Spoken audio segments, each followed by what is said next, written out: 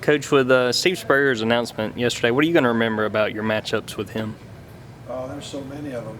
When I was at Florida State as a assistant coach and coordinator, got a chance to compete against the Gators a good bit while Coach Spurrier was the head coach. And I remember one thing I remember the most. Some of the things I remember the most is just watching his film. As a young coach and learning and getting new ideas and kind of implementing them into some of the things we did at Florida State. He was one of those kind of coaches that everybody was a little bit behind as far as the scheme was going, and so I learned a lot just watching his film. But competing against him, just some unbelievable wars. Two great teams, kind of in their heyday, and some unbelievable battles. And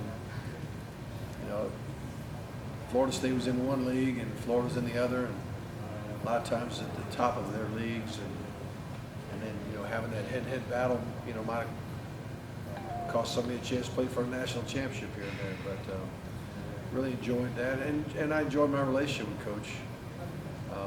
Got to know him a good bit through the Heisman Trophy award ceremonies. He was back every year for those, and I had a chance to coach Charlie Ward and Casey Weldon, who was runner-up to Desmond Howard and the Heisman, and Chris Winkie, who won it. So those three ceremonies or weekends I was there for, and just couldn't help but run into everybody, and had a chance to get to know him on a personal level, and really enjoyed his company. And I just want to thank him for the job he did all those years, and I hope he enjoys his retirement or resigning or whatever he's calling it right now. But I wish him and his family the very best.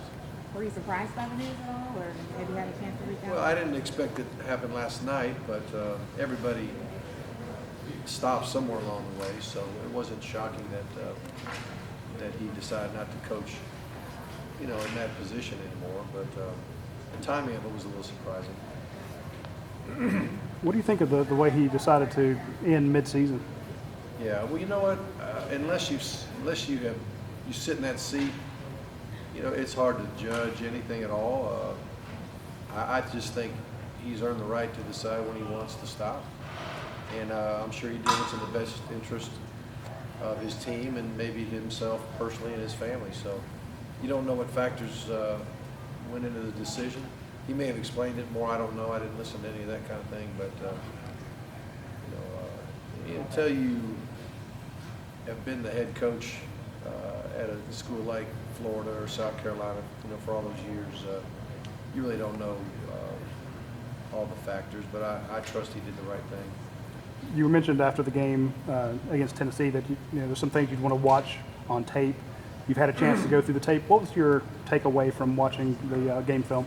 Well, we had more missed assignments than we used to having this year, and sometimes that has to do with maybe having too much in the plan, and so we got to make sure we're not overloading them in any way that we can execute everything that we call, and for whatever reason, but it wasn't like. Some of the things we didn't execute were things that we've been doing since day one in camp, or things that we've done all year long. And, I don't know if fatigue was a part of it or what, but we just got to make sure that we can execute what we call, like I said, and we really haven't had any issue with guys not playing hard. So I'm really proud of that, and that gives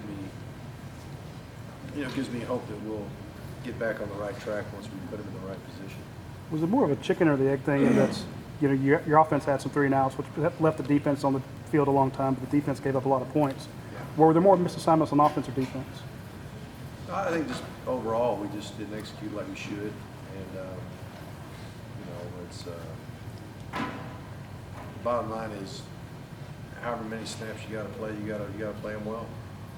Coach, what are you looking for out of your team going into Missouri on Saturday? Well, just basically what we've been talking about here, the execution of the plan with a lot of energy and a lot of enthusiasm. And I think being home is going to be great. I think playing a night game is going to be great. I think our fans, our students, the coach marching band, and I think everybody's going to join in and create an atmosphere that'll be easy to play for. Got time for one more? With all that's going on in the SEC East, the players are talking about not getting distracted by, just with Florida and things like that, but the opportunity that is there that presents itself. How do you keep the guys just dialed in on what's going on here? Well, we know that we need to win this game to stay in the conversation. So that's really all we can focus on now, and then, we'll see what happens in the next couple of weeks with everybody else. Thanks, Coach.